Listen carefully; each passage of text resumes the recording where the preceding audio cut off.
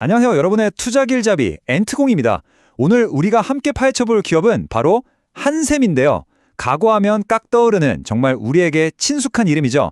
근데 이 회사 주가는 오랫동안 많은 투자자들에게 큰 숙제였습니다. 오늘 그 수수께끼를 같이 한번 풀어보겠습니다. 아니, 한샘 모르는 사람 없잖아요? 근데 주가는 왜 이럴까? 아마 다들 한 번쯤은 이런 생각 해보셨을 거예요. 바로 이 질문에서부터 오늘 이야기를 시작해보려고 합니다. 정말 우리 주변 어디에나 있는 회사인데 말이죠. 실제로 데이터를 보면요. 지난 1년 동안 한샘의 수익률이 무려 마이너스 17.1%였습니다. 와, 숫자만 보면 좀 암울하죠. 이게 바로 투자자들이 마주한 현실입니다. 하지만 여기서 실망하고 뒤로 가게 누르시면 안 됩니다. 이 숫자 뒤에 숨어있는 진짜 이야기가 있거든요. 지금부터 그걸 한번 파헤쳐 보겠습니다. 자, 오늘 우리가 어떤 순서로 이 미스터리를 풀어갈지 한번 볼까요? 이 5단계를 차근차근 따라가다 보면 한샘 안에 숨겨진 엄청난 보물을 발견할 수도 있습니다. 정말 흥미진진하겠죠? 그럼 지체 없이 바로 첫 번째 단계부터 출발하겠습니다. 자, 그럼 첫 번째, 도대체 한샘 주가는 왜 이렇게 힘을 못 쓰고 있는 걸까요? 주가 이야기를 하기 전에 회사 사업 자체는 지금 어떤 상황인지 일단 겉으로 드러난 문제부터 한번 짚어보죠. 솔직히 말씀드리면 지금 당장 실적은 썩 좋지가 않아요. 올해 예상치를 보면 매출이랑 영업이익이 둘 다 줄어들 걸로 보이고요. 특히 요즘 주택 경기가 안 좋잖아요. 이게 B2B 사업에 직격탄이 되고 있습니다. 여기에 고정비도 높아서 빠르게 실적을 끌어올리기도 좀 어려운 구조고요. 이게 바로 주가가 부진한 가장 표면적인 이유라고 할 수 있겠습니다. 그런데 말이죠. 오늘 제가 진짜 하고 싶은 이야기는 이런 실적 얘기가 아닙니다. 더 깊은 곳, 이 회사의 구조 안에 숨어있는 자사주라는 키워드에 오늘의 핵심이 있습니다. 자, 지금부터 정말 중요하니까 집중해 주세요.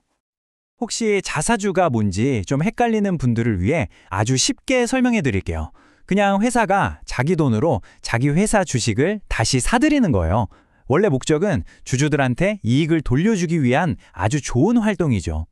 이론상으로는 그런데 현실, 특히 우리나라에서는 이게 좀 다르게 쓰일 때가 많았어요. 대주주가 자기 지배력을 강화하는 수단으로 악용되는 경우가 많았다는 거죠. 회사 돈으로 자사주를 사면 시장에 돌아다니는 주식수가 줄어드니까 대주주는 가만히 있어도 자기 지분율이 올라가는 마법이 펼쳐집니다. 이게 바로 그 지긋지긋한 코리아 디스카운트의 주범 중 하나로 꼽히는 이유고요. 바로 그때 이 모든 판을 완전히 뒤집어 버릴 수 있는 게임 체인저가 등판합니다.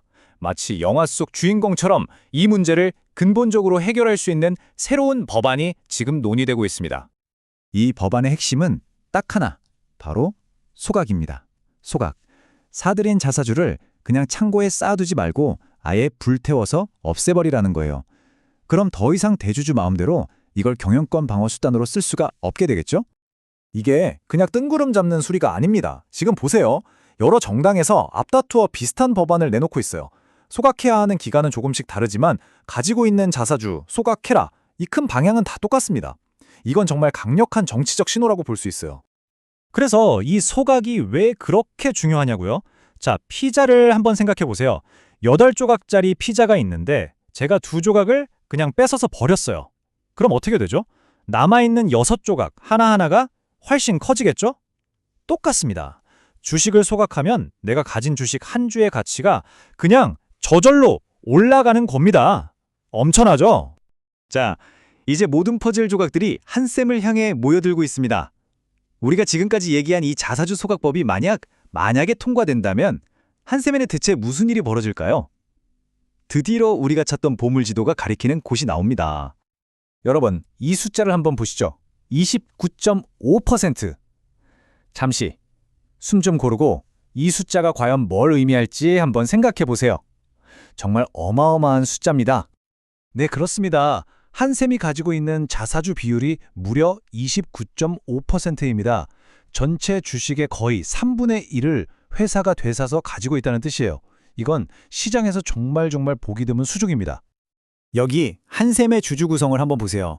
저 엄청나게 큰 자사주 덩어리 29.5%짜리 조각이 보이시죠? 만약에 법이 통과돼서 저 덩어리가 그냥 펑 하고 사라진다고 상상해 보세요. 그럼 어떻게 될까요?